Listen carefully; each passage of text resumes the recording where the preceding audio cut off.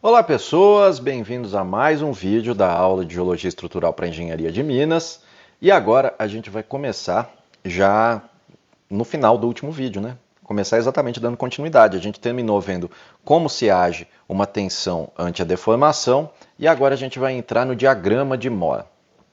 Esse diagrama é muito usado em Geologia Estrutural, ele foi definido pelo alemão Christian Otto Mohr. É um diagrama cartesiano, onde o eixo x é o esforço normal e o eixo y é o esforço cisalhante.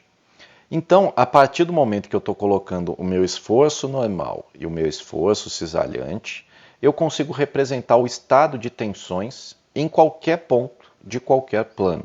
Ele vai mostrar, então, o estado de estresse de diferentes planos em um mesmo campo de tensão. Ele simplificou muito a visualização de campos de tensão em geral. Os valores principais, lembra que é σ1 e σ3. O σ1 é o meu esforço máximo, lembra do elipsoide de tensão? Como o meu esforço máximo, σ1, que é o maior, ele corresponde a um encurtamento maior no elipsoide de deformação.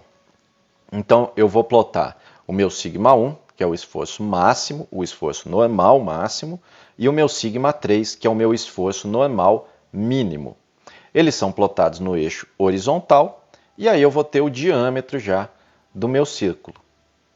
Eu vou plotar ele exatamente aqui, porque a partir do momento que eu tiver o meu σ1 normal, o meu σ3 normal, vai ser exatamente o lugar onde o meu esforço cisalhante é nulo, porque eu estou pegando exatamente algo perpendicular ao meu esforço cisalhante.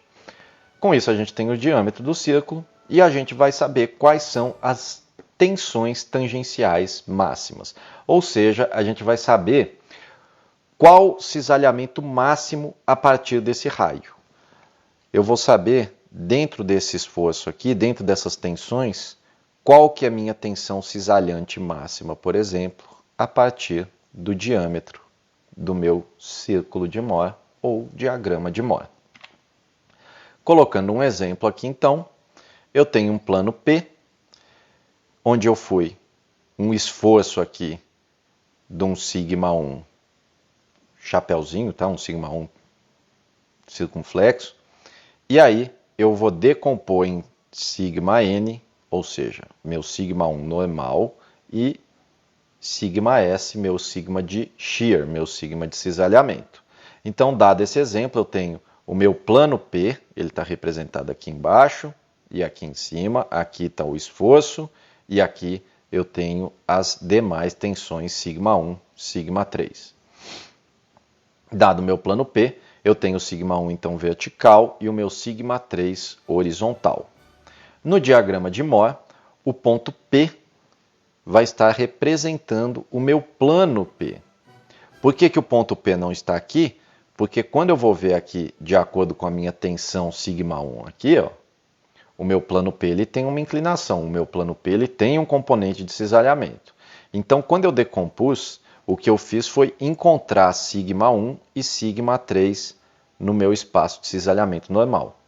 Mas eu tenho a certeza de que, como o meu plano P ele não é ortogonal a σ1, ele jamais cairia exatamente aqui no meu plano de puro cisalhamento normal. Ele precisa cair em algum componente que tenha a tensão cisalhante associada. Como que achou qual que é a tensão cisalhante associada? A partir do momento que eu tenho o meu σ1 e σ3 normal, eu traço meu diagrama de Mohr e eu vejo qual que é o ângulo θ que eu consigo encontrar o meu ponto P. Então eu tenho todas as distribuições de tensão normal e cisalhante dentro do meu plano nesse evento deformacional. O que é interessante, a gente tem aqui a classificação de Anderson, que é o modelo de bolas de praia, né, que chama. É bem interessante, é um mecanismo focal. Então ele coloca tanto para sistemas compressivos, quanto distensivos, quanto cisalhantes. E aí ele mostra regiões onde predomina uma tração, uma compressão, que seria esse P, e onde predomina uma tração, que seria o T. Então, quando eu tenho um esforço reverso, eu tenho exatamente os meus planos mais horizontalizados, onde está predominando a minha compressão.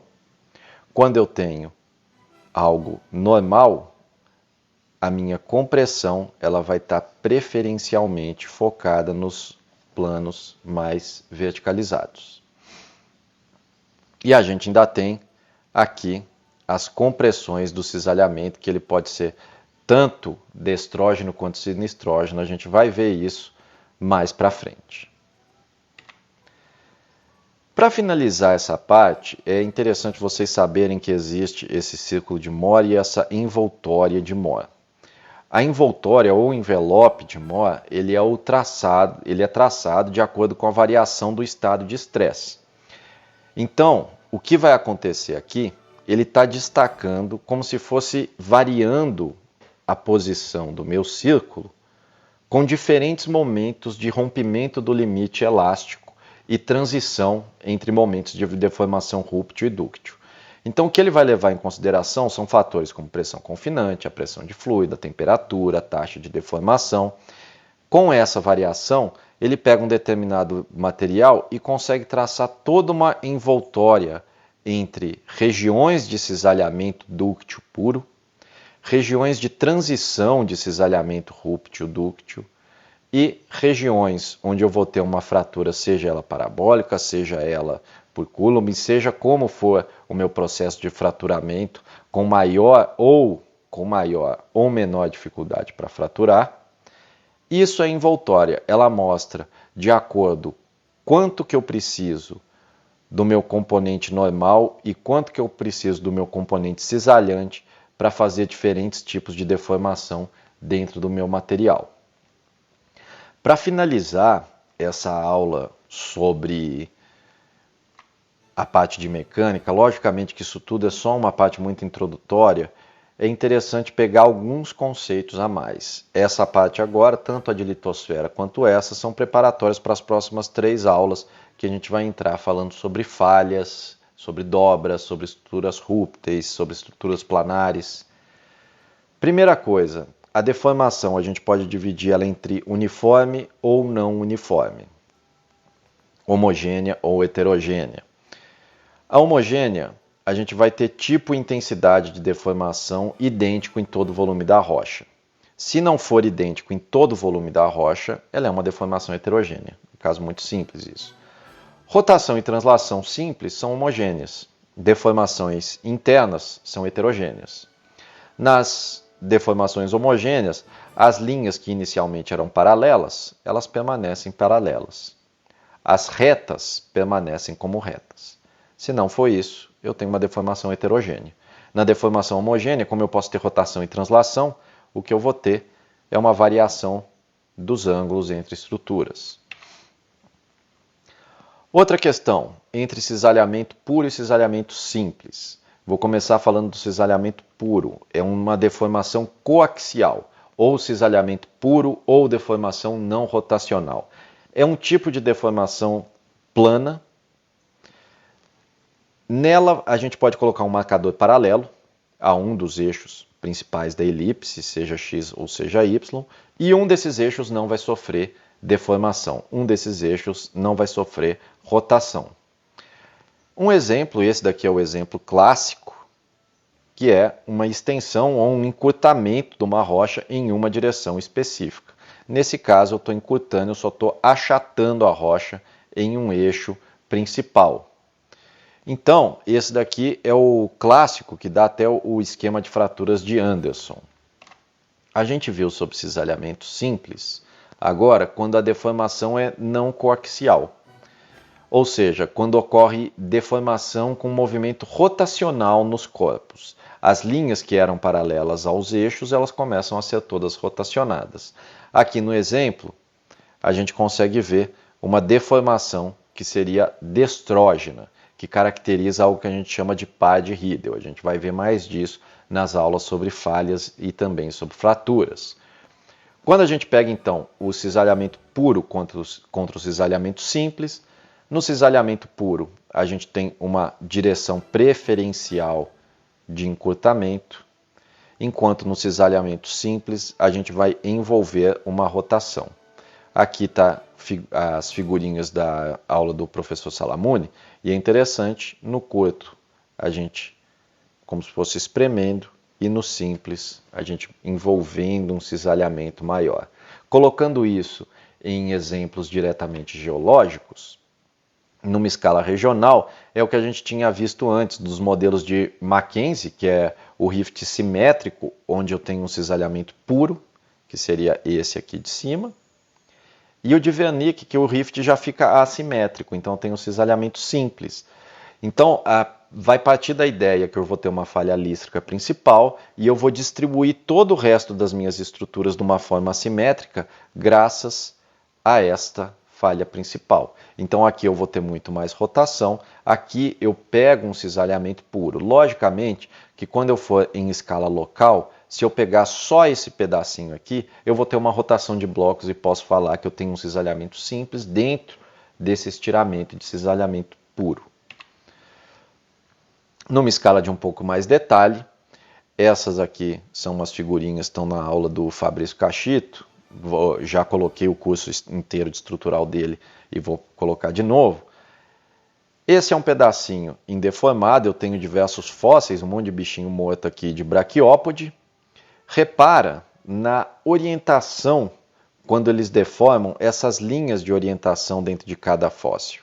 Quando eu tenho cisalhamento simples, onde eu coloco uma rotação, onde eu coloco essa parte cisalhante, olha como que as deformações, olha como as linhas principais ficam rotacionadas. Em compensação, quando eu tenho um cisalhamento puro, eu não vejo essa rotação. A linha aqui continuou com paralelismo. Isso a gente consegue ver também nessas linhas principais e no que seria essa laminação secundária que está exposta aqui também. As linhas de orientação de cada fóssil, então, a gente pode utilizar para, inclusive, reconstruir uma elipse de deformação, nesse caso. Isso é bem interessante, tem diversos estudos com trilobitas, braquiópodes e outros fósseis que são bem legais para reorientar o material, meio que retirar a deformação inicial dele. Pessoal, essa aula de mecânica, ela é muito conceitual.